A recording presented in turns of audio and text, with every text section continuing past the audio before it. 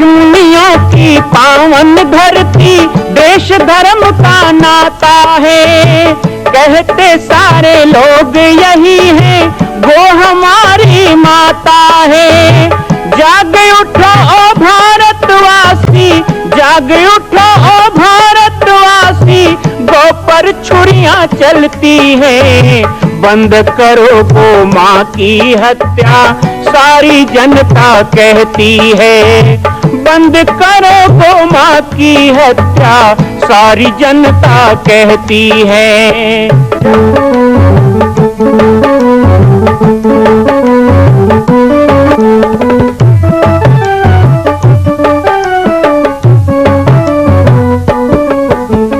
जगह जगह पर बूचड़ खाना, लाखों गौएं कटती हैं। किसे सुनाए व्यथा हमारी, नैना नीर बहाती है। रक्षा करना गौ माता की, रक्षा करना गौ माता की, गीता ज्ञान सिखाती है। बंद करो गौ माँ की हत्या, सारी जनता कहती है। बंद करो गौ माँ की हत्या, सारी जनता कहती है। जय श्री राम, जय गौ माता, जय गोपाल। स्वागत है आप सभी का भारत के हृदय स्थल छत्तीसगढ़ प्रांत में मां कौशल्या धाम जिला बालोद में विगत 18 वर्षों से बन रहे इस विशाल दिव्य भव्य मंदिर का निर्माण। विश्व के अंदर भगवान राम के लाखों मंदिर हैं। अब अयोध्या में भी रामलला विराजित हो चुके हैं, लेकिन छत्तीसगढ़ की बेटी मां कौशल्या जो राम की माता है, उनका एक भी मंदिर पूरे विश्व में नहीं। इसीलिए यह विशाल तीर्थ का निर्माण विगत वर्षों से चल रहा है बालोद जिला छत्तीसगढ़ में। 25 करोड़ की लागत से बनने वाला 108 फीट ऊंचा, 65 फीट चौड़ाई और 136 फीट लंबाई का राजस्थान के ठोस पत्थरों से बनने वाला यह मंदिर हजारों वर्ष तक भारत में 5वें धाम कौशल्या धाम के रूप में स्थापित रहेगा। 3 तल के इस मंदिर में प्रथम तल पर भगवान शिव, मध्य तल में गोद में रामलला को लेकर स्वर्ण सिंहासन में मां भगवती कौशल्या विराजित होंगी और तीसरे तल पर पंचमुखी हनुमान। इसके अलावा सामाजिक समरसता को समर्पित यह मंदिर सनातन हिंदू धर्म के समस्त देवी देवताओं महापुरुषों की मूर्तियों से सुसज्जित होगा। आप सब एक एक मूर्ति का संकल्प भी इस मंदिर के लिए कर सकते हैं। ध्यान रखिएगा, यह अवसर बार बार नहीं मिलेगा, क्योंकि 2026 में मां कौशल्या का दिव्य भव्य धाम स्थापित हो जाएगा। मां कौशल्या विराजित हो जाएगी। एक बार पुनः आप सबको निवेदन करूंगा, आइए, जुड़िए और सबको जोड़िए इस विशाल तीर्थ के निर्माण में।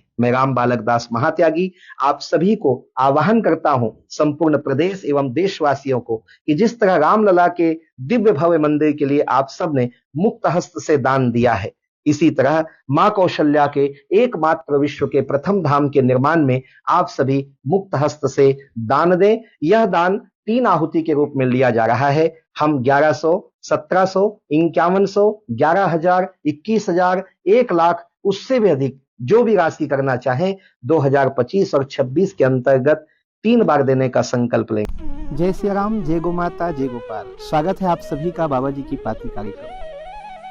आज आप सब के साथ हम जुड़ रहे हैं आषाढ़ के महीने में। ऐसा ही एक आषाढ़ सावन के महीने में बचपन की यादें क्रम में हम कुछ संस्मरण से आपको जोड़ के रखे हैं। श्री पंचमुखी हनुमान जी के कवच के साथ हमने शनिवार और रविवार 2 दिन आप सबके साथ श्री हनुमान जी के शरण में उनकी स्तुति गान किया। आशा करता हूं कि श्री हनुमत कवच के पराक्रम से, श्री हनुमत कवच के श्रवण से और आप सभी को शक्ति प्राप्त हुई होगी। बहुत से लोगों की जिज्ञासाएं थी कि हमारे मन में कुछ बाह्य शक्ति का डर बना रहता है, कैसे उस भय से मुक्ति प्राप्त करें। लेकिन पंचमुखी हनुमत कवच के प्रसंगों को देखने सुनने के बाद हमें उनके मैसेज प्राप्त हुए हैं और वो कह रहे हैं कि हमको बहुत शक्ति मिली है। हम आप सब से भी कहेंगे कि ये कोई तंत्र अनुष्ठान नहीं है, ये केवल आर्त भाव से अपने परमात्मा को पुकारना ही तो है। कवच के रूप में हो, स्तोत्र के रूप में हो, स्तुति के रूप में हो। कहते हैं कि श्री हनुमान जी महाराज की कई महिमा है। गोस्वामी तुलसीदास जी को एक बार दाहिने भुजा में खूब दर्द हुआ। कहते हैं कि एक प्रेत ने उनको बार बार स्वप्न दे करके सताना शुरू किया। तुलसीदास जी जैसे ने भी उस प्रेत बाधा का वर्णन अपने काव्य में किया। बार बार सताने के बाद प्रेत ने कहा कि आप मेरे लिए कुछ कहो, मेरे लिए कुछ करो। तुलसीदास जी ने स्पष्ट मना कर दिया कि मैं केवल अपने राघवेंद्र के लिए कहूंगा, आपके लिए नहीं कहूंगा। तो प्रेत ने अपनी शक्ति दिखाई और तुलसीदास जी जैसे रामपरायण हनुमत भक्त, जिनको साक्षात हनुमान जी के दर्शन हुए हों, उनके बाहु को पकड़ लिया। बाहु में भयानक दर्द हुई। तुलसीदास जी ने इसका कई जगह वर्णन किया। और जब बाहु दर्द से तुलसीदास जी बहुत पीड़ित हुए तो उन्होंने हनुमान जी की एक रचना रची। लेकिन कहते हैं ना कि संत बड़े दयालु होते हैं। उनको लगा कि आज ये बाधा मेरे ऊपर आई है, कल और किसी के ऊपर आए तो उनका कैसे निराकरण हो, तो उन्होंने उसे ग्रंथ रूप बना दिया जिसका नाम है हनुमान बाहुक। कभी समय मिले तो आप लोग हनुमान बाहुक पढ़िएगा, तो मैं जो कह रहा हूं वो सारी चीजें आपको उसमें समझ में आएगी। हनुमान बाहुक की तरह ही सूरदास जी के जीवन में भी इसी तरह भूत बाधा का वर्णन मिलता है। सूरदास जी ने अपने सवैया छप्पे में इसका वर्णन किया कि एक बार एक भूत ने उनका पीछा किया। सूरदास जी को उस बुरी आत्मा से मुक्ति पाने के लिए और कोई रास्ता नहीं सूझा तो उन्होंने भगवान नाम की फेरी लगानी शुरू कर दी। जहां पर भी उसको प्रेत की छाया दिखाई देती वहीं पर वो हरि नाम की 108 फेरी लगा दिया करते। एक बार ऐसा ही 108 फेरी लगाने से वो भूत एक पेड़ में बंध गया। उस पेड़ पर भूत जब बंध गया, सूरदास जी वहां से चले गए। बहुत दिनों के बाद सूरदास जी को किसी की रोने की आवाज सुनाई दी। उन्होंने पूछा, भैया कौन हो? तब उस भूत ने कहा कि राम नाम की फेरी के कारण, श्याम नाम की फेरी के कारण मैं यहीं बंध गया हूं, मुझे मुक्ति दीजिए। तो सूरदास जी को लगा कि ये केवल भ्रम रूपी बंधन है, कैसे मुक्ति दिया जाए। तो उन्होंने उल्टा फेरी राम नाम की लगाई और 108 फेरी पूरी होते ही वो दिव्य रूप धारण करके चला गया। ऐसे बहुत से संतों ने भूत प्रेतों का वर्णन किया। तो क्या सत्यता है भूत प्रेत की? क्या सत्यता है ब्रह्म राक्षस की? सत्यता दो प्रकार की है। एक हमारे भीतर मन में बैठा हुआ भय, और दूसरी अपने संकल्पों के कारण, संकल्प पूर्ण नहीं होने के कारण। इसीलिए तो कहते हैं कि संसार में संकल्प विकल्प मत करो। आज जो जिया है अच्छा जिया है, कल जो जिएंगे अच्छा ही जिएंगे, ऐसा सोचकर प्रतिदिन जीवन, प्रतिदिन मृत्यु के क्रम में संसार में जीना चाहिए। निर्लेप होकर जीना चाहिए। कार्य कीजिए, पैसा भी कमाइए, खेती कीजिए, किसानी कीजिए, राजनीति कीजिए, व्यापार कीजिए, लेकिन उसमें अनुरक्त मत होइए, आसक्त मत होइए। बहुत से लोग हाय हाय करते हैं, आसक्त हो जाते हैं और पूछने पे कहते हैं कि मैं तो बच्चों के लिए कर रहा हूं। देखिए, आपने अच्छा जीवन जिया, कुछ लोग कल बच्चों का भविष्य अच्छा होगा तो उसके लिए बचत करो, जमा करो कह के आज बच्चों का जीवन खराब कर रहे हैं। ना अपने बच्चों के साथ समय बिता पाते हैं, ना अपने बच्चों को अच्छा वस्त्र या अन्न दे पाते हैं।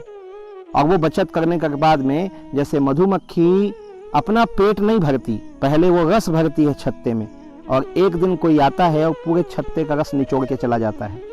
फिर ना तो वो उसका होता है, ना उसके आने वाले पीढ़ी का। तो कहा गया है, पूत कपूत तो काधन संचय, पूत सपूत तो काधन संचय। केवल हम बच्चों के लिए कर रहे हैं ऐसा सोच सोच कर के आप करते हैं तो वह भी गलत है। और बच्चों के आगे भविष्य के लिए कर रहे हैं कह के आप जमा करते हैं, लेकिन आज वर्तमान में अपने बच्चों को आप न सुख दे पा रहे हैं, न संस्कार, न आप सुखी हैं न वो सुखी हैं, तो इस हाय हाय से कुछ मिलेगा नहीं। संकल्प का त्यागी जो होता है वह गृह त्यागी से भी बड़ा है। महात्मा बुद्ध ने कहा है कि जो संसार को त्याग देता है वो वीर है, लेकिन जो संकल्पों को त्याग देता है वो संसार में रह के भी महावीर है। तो हम संकल्प विकल्प जीवन में रखते हैं तो अकाल मृत्यु में भूत प्रेत की योनि प्राप्त होती है। ये कोई विशेष भयदायक नहीं है, लेकिन ब्रह्म राक्षस की जो स्थिति है वो बहुत भयदायक थी। पाटेश्वर धाम में पंचमुखी हनुमत कवच के बाद ब्रह्म राक्षस ने कुटिया में प्रवेश नहीं किया, मेरे शरीर पे प्रवेश नहीं किया, मुझे छोड़ दिया। लेकिन अब वो बहुत ज्यादा भयानक हो गया, बहुत ज्यादा उग्र हो गया, और उसने कुछ ऐसी घटनाएं पाटेश्वर धाम में की जो आज भी लोगों के दिमाग में है। आज भी बहुत से लोग डरते हैं, अभी भी उनको लगता है कि वो ब्रह्म राक्षस यहाँ है। तो हम आपको बताते हैं आगे की कड़ी में कि क्या क्या अनुभव रहे। श्री पाटेश्वर धाम जामड़ी पाट का शिखर आप देख रहे हैं। यह डैम उस समय आधा अधूरा बना हुआ था। ब्रह्म राक्षस के सायंकाल की क्रीड़ा स्थली यही थी। शाम होता था और गांव के लोग अपने खेतों में होते तो वहां पर उनको विभिन्न प्रकार की आवाजें सुनाई देना, छाया दिखाई देना। और तो और पाटेश्वर धाम के जहां कुटिया बनी हुई थी, कुटिया के बाहर में 2-3 भक्त होते तो कभी तो बड़ा मोटा भुजंग दिखाई देता सर्प के रूप में, और जैसे ही दूर हटते तो वो बकरी बन के चिल्लाना शुरू कर देता। हमने शरीर बदलते देखा अपनी आंखों से, कई रूप धारण कर लेना, और तो और स्त्री बन के रोना। और जब हम जंगल में जाते थे दूर से दिखाई देती कि एक महिला बैठ के रो रही है, लेकिन समझ में आ जाता था ये मायावी खेल है, तो दूर ही रहते, थोड़ी देर देखते और वहां से वो गायब हो जाता था। कुछ नहीं, ना आवाज ना वो महिला। इस प्रकार की घटनाएं हो गई थी। साथ ही साथ उस ब्रह्म राक्षस ने जामड़ी पाट जंगल के जीव जंतुओं को भी नहीं छोड़ा, जीव जंतुओं को भी वो मारने लगा, जिस क्रम में बहुत से बंदरों की मौत हुई, बहुत से मरे हुए सांप हमको दिखाई दिए। गुरुदेव कहते थे कि वो जब जब संकल्प लेता है कि हत्या करेगा, तो जब वो जिसकी हत्या वो नहीं कर पाता तो उसके जगह में उसे किसी न किसी जीव की हत्या करनी पड़ती है ताकि वो जीवित रहे। इस तरह वो जीवित हो रहा था।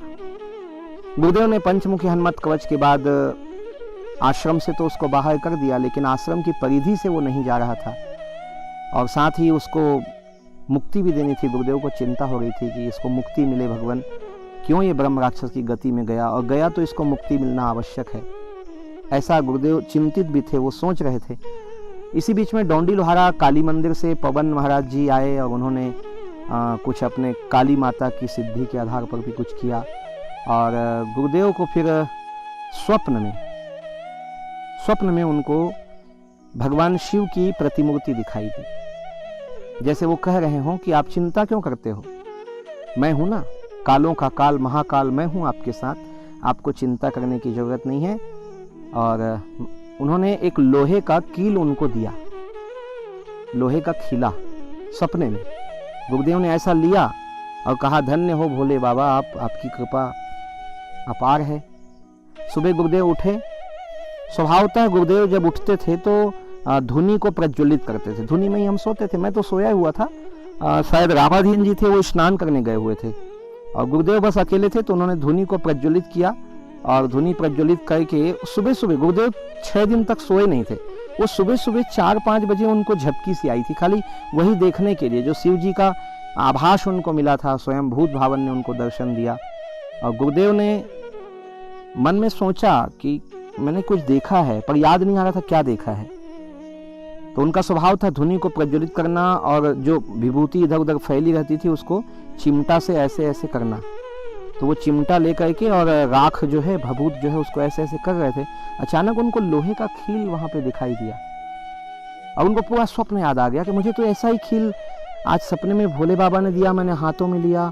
बड़े प्रसन्न हो गए, फटाफट उन्होंने निकाला, उसको पानी से धोया तो अजीब तरह का वो काले रंग का खिल्ला था। ऐसा कोई खिल्ला आश्रम में लाया नहीं जाता है। गुरुदेव ने मुझे उठाया, मुझे उठा के कहा, तुम ठीक हो? मैंने कहा हाँ। लेकिन अभी 6 ही बज रहे थे, अभी सूर्योदय नहीं हुआ था, और जब तक सूर्योदय ना हो उसका आतंक जारी रहता था। रामाधीन जी भागते हुए आए और वो बिना कपड़े के ही आ गए थे, बस एक लंगोट लगा के भाग रहे थे वो। गुरुदेव ने कहा क्या हुआ? बोले 3 चीज मैंने देखा। मैं नहाने के लिए पानी के अंदर गया तो अंदर बहुत मोटा सांप था, बाहर निकला तो सिर पे बहुत बड़ा चील उग रहा था जो मुझे उठा के ले जाना चाहता था। अजीब अजीब बात बताने लगे। रामाधीन जैसे मजबूत व्यक्ति डर गए। गुरुदेव ने कहा, आप चिंता मत करो, अब बाबा भोलेनाथ ने इसका रास्ता हमें बताया है।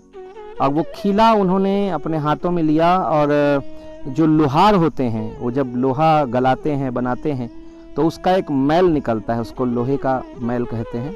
वो गुरुदेव ने मंगाया, बांस के खिल्ले बनवाए और चारों तरफ आश्रम के हर कोने में 8 दिशाओं में उसकी खिल्ले लगाए गए। कुछ उसके जानकार लोग भी आए जो मंत्रों से बांधते हैं। बहुत कुछ उस दिन हुआ, और बीच नाभि में उन्होंने उस भगवान शंकर के द्वारा दिए गए खील को गाड़ा। उसी दिन रात में, उस दिन कुछ भी नहीं हुआ, दिन भर शांति रही। रात में भी सब ठीक टाइम पे सो गए, और मुझे स्वप्न में वो हीरादास अंतिम बार दिखाई दिया। मैं तो स्वप्न में भी पसीना पसीना हो गया था मेरी स्थिति बड़ी ख़राब हो गई। मैंने उनको देखा, मैंने उनको कहा भी कि आप क्यों ये सब करते हैं। तो उन्होंने हाथ जोड़ करके कहा, जो मुझसे हुई हो मुझे आप क्षमा करो, क्योंकि आप क्षमा नहीं करोगे तो मेरी मुक्ति नहीं होगी। ऐसा उन्होंने मुझे स्वप्न में दर्शन दिया, मुझसे कहा। मैंने कहा, मुझे आपके प्रति कोई भी क्रोध नहीं है, बस आप ये सब बंद करो। आज 6 दिन हो गया है। उन्होंने कहा, जो त्यागी महाराज ने खीला डाला है वो उससे मैं समाप्त हो चुका हूँ और अब मैं जा रहा हूँ, वापस नहीं आऊँगा। इस प्रकार 2 बजे रात को मेरी नींद खुली। मैं गुरुदेव के पैर पकड़ के उनको उठाया। गुरुदेव बोले, क्या हुआ? मैंने कहा, ऐसा ऐसा मैं अभी अभी देखा हूँ। तो गुरुदेव बड़े प्रसन्न हुए। उन्होंने एक सूखा नारियल धूनी में घी करके डाला और कहा उसकी आत्मा को शांति मिले। तो इस तरह से वो उस दिन अंततः वो घटना शांत हुई। लेकिन एक ऐसी कहानियाँ बन गई इस बीच में, कई प्रकार की कहानियाँ। हमारे बगल में एक गांव है जरहा लमती, तो वहाँ के लोग कहते थे कि ब्रह्म राक्षस स्त्री बन के आ गया वहाँ रात में, और आ ही नहीं गया। एक आदमी ने उसको पकड़ के बांध भी लिया कि ये ब्रह्म राक्षस ही है जो ऐसा रूप बना लिया है। बाद में 2 दिन बाद पता चला, उसको खाना पीना भी दे रहे थे, घर वाले उसका देखभाल कर रहे थे, 2 महिलाएं लगी थी उसके काम में। बाद में पता चला वो दूसरे गांव की विक्षिप्त महिला थी। वो तो अच्छा है कि उस समय पुलिस केस वगैरह नहीं हुआ। एक को तो सही में उसने उस रूप में दिखाई दिया और उसने प्रस्ताव रख दिया विवाह का, तो वो मान भी गया विवाह करने के लिए। तो ऐसी कई कहानियां यहाँ फैल चुकी थी, कई प्रकार की कहानियां। अंततः उन कहानियों पे रोक लगी और हीरादास ब्रह्म राक्षस की गति से मुक्ति पाया, हनुमान जी की बड़ी कृपा और शिव जी की कृपा से। बचपन की यादें में ये मेरे जीवन का एक अद्भुत प्रसंग था, बहुत भयदायक प्रसंग है। मैं बहुत सी चीज़ें आप लोगों को नहीं बता रहा हूँ कि मैं नहीं चाहता कि मैं भय का विस्तार करूँ। बस इतना ही कहना चाहता हूँ कि बुरी आत्माएं भी होती हैं, लेकिन जब हम अच्छे कार्य में लगे हों तो बुरी आत्माएं हमारा कुछ नहीं बिगाड़ सकती। बचपन की यादें कार्यक्रम से आज मैं विदा लूँगा। कल पुनः आपको अपने जीवन के कुछ अनछुए प्रसंग बताऊँगा। तब तक के लिए जय सिया राम, जय गौ माता, जय गोपाल।